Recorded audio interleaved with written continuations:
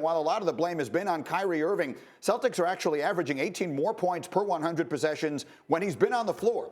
At shoot-around yesterday, he was asked about the increased media scrutiny during this slump, and he did not hold back. I didn't really come into this game to be cameras in my face, you know, be famous, be a celebrity, wherever embodies that. So it's a little hard for me, you know.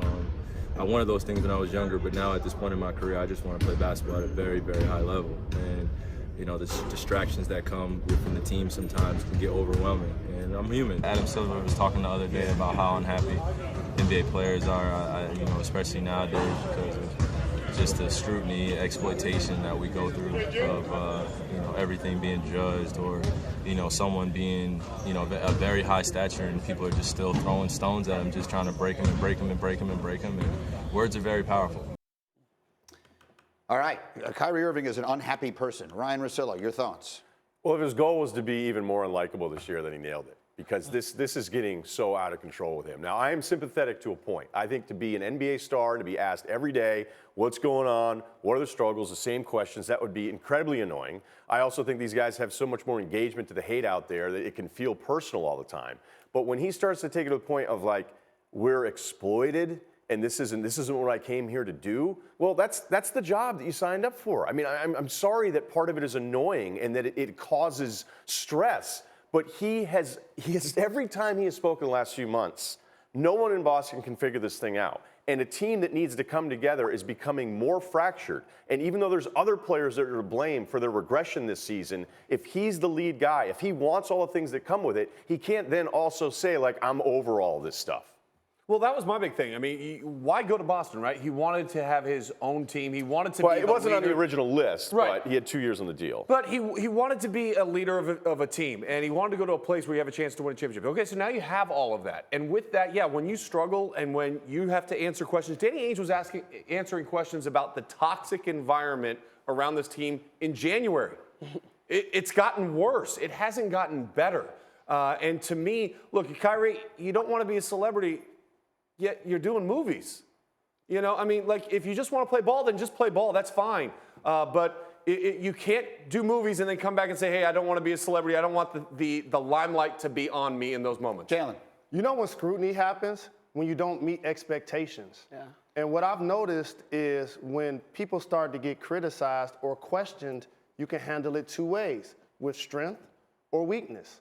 And he showed the latter with those comments. And here's what I mean.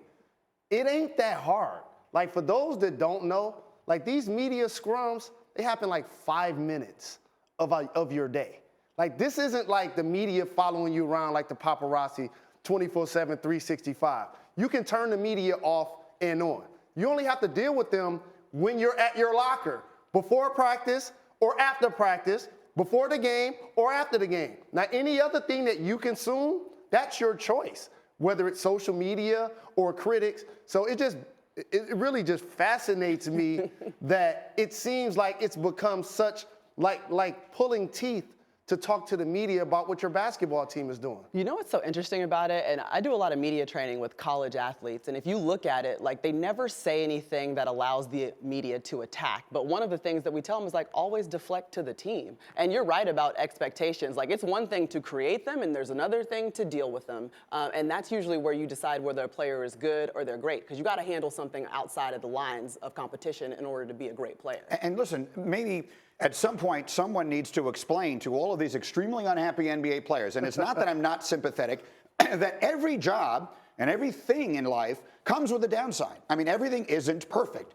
So yeah, excuse me, I'm getting choked up just thinking about this. Yes, it comes with some difficulties. There's no question. Being a superstar in the NBA, yeah, being like but you know what? Everything comes with some difficulties, and you have to take the bad with the good. And the good of being an NBA star is so overwhelming that no one is going to feel sorry for you, even if there is some legitimacy to the things that are bothering you. Being an NBA star is not difficult. We're not going to attach that word to it. It's fantastic. It's amazing. Why is every star then, if you go over the last couple of years, like I can come up with 6 or 7 of them that have been just miserable? You know why? Because life is difficult, and we ask them how they feel every day. That's genuinely why. If you just walk up to any person in the street and ask them literally every single day, how are you feeling about your life right now? There are many days where they're going to be frustrated. I had a fight with my wife, and this is going on, and that's going on, but no one's asking. Are you opening up right now? Are you doing okay, Greedy? I'm glad you went there, because though people feel those emotions,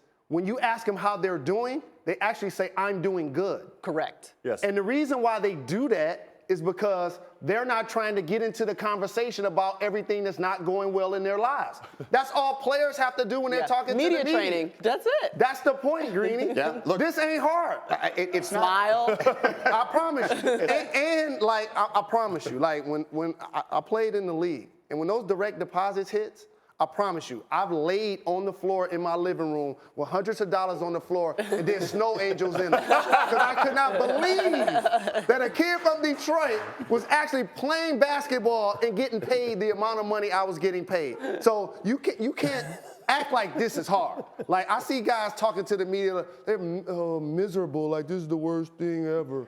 No, it ain't that. It's when your team is winning and you're balling, people feel good about themselves. The Celtics ain't meeting expectations, so now they seem miserable. LeBron ain't meeting expectations, so now he seems miserable. Kevin Durant got into it with Draymond Green. We didn't make that but how up. is Durant miserable? I mean, he's only playing in the greatest basketball team ever. He has open shots. I'm gonna tell you what, and he's not happy. I honestly think social media has made people really ultra sensitive. I think going and logging on to their Twitter accounts, burner accounts, or whatever they have, has made people just a little bit heightened in their sensitivity factor to what's going on. KD got to Golden State, and he realized, even though he won championships and won final MVPs, people still are going to hold the fact against him that he left OKC to join a 73-win team. So now that he realizes that, he's unhappy. I have to leave this here. This is very good. I agree with every word you just said.